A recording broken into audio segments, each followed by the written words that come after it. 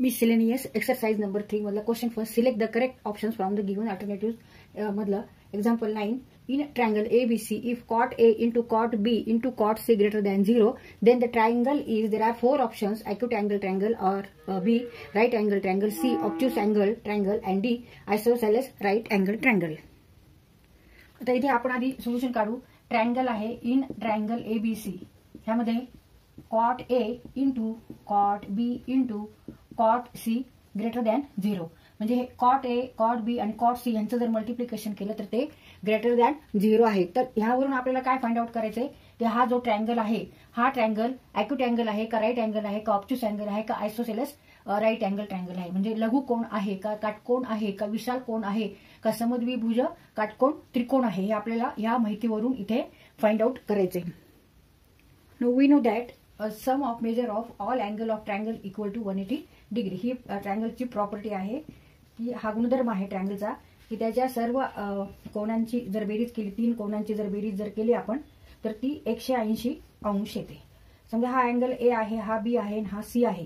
आता निश्चितच ए अँगल हा शून्यापेक्षा मोठा असणार आहे कारण ट्रायंगल तयार होतो तेव्हा अँगल हा मोठा असतो शून्यापेक्षा. म्हणजे let A is greater than 0.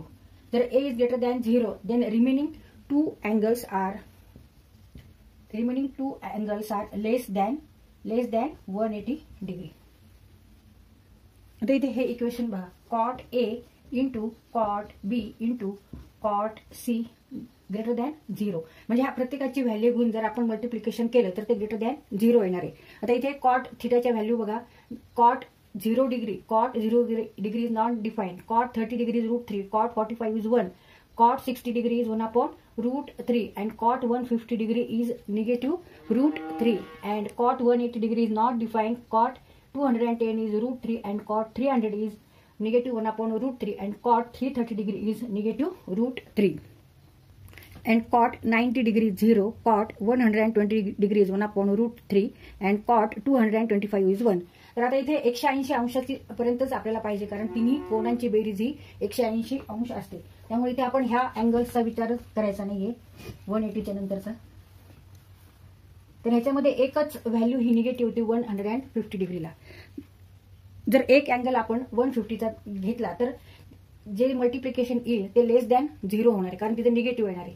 त्यामुळे हा अँगल नसणारच आहे. थिटा इक्वल टू 150 डिग्री हा अँगल नाहीच आहे. आता यापैकी जर आपण दोन अँगल जर निगेटिव्ह घेतले तर दोन्हींचं मल्टिप्लिकेशन हे पॉझिटिव्ह येईल पण ते अँगल हे 90 डिग्रीपेक्षा मोठे असले तरच ते निगेटिव्ह येणार आहे. त्याच्यामुळे हे पण इम्पॉसिबल आहे कारण ह्या तिन्ही कोणांची बेरीज ही 180 अंश असते. एकतर हे तिन्ही कोण जे आहेत ते ॲक्यूट अँगल असेल तर त्यांची कॉटची जी व्हॅल्यू आहे कॉट जो रेशो आहे तो हा पॉझिटिव्ह असणार आहे आणि त्यांचं मल्टिप्लिकेशन हे पॉझिटिव्ह येणार आहे म्हणजे ग्रेटर दॅन 0 येणार आहे. ह्याचा अर्थ ह्याच्यात ऑप्शन कोणता आहे acute angle triangle. Triangle ABC is acute angle triangle.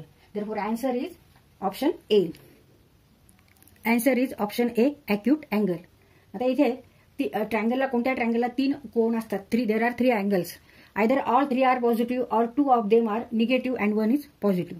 कारण negative become positive and positive and this positive become again positive and multiplication is greater than 0. If 2 are negative जर आपण असं समजलं की 2 निगेटिव्ह अँगल्स आहेत then 2 of angles are more than 90 degree म्हणजे ते दोन्ही अँगल 90 डिग्रीपेक्षा मोठे असेल तरच कॉटची व्हॅल्यू ही निगेटिव्ह येणार आहे. आणि त्रिकोणाच्या तिन्ही कोणांची बेरीज ही 180 अंश असते. जर दोन कोण हे 90 अंशापेक्षा मोठे असतील तर ते 180 पेक्षा त्यांची बेरीज जास्त होईल म्हणजे which is not possible. Hence cot A cot B and cot C are all positive. Therefore angle ABC are in between 0 and 90 degree.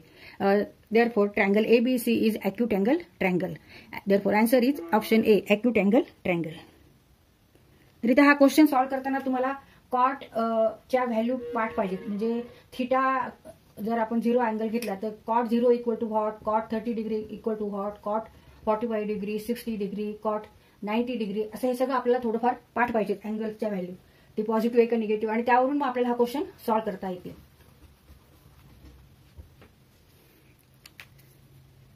किंवा तुम्हाला साईन आणि कॉस जरी पाठ असेल तर त्यावरून तुम्ही cos upon sine equal to cot ची व्हॅल्यू आपण काढू शकतो. Cot theta equal to cos theta upon sine theta.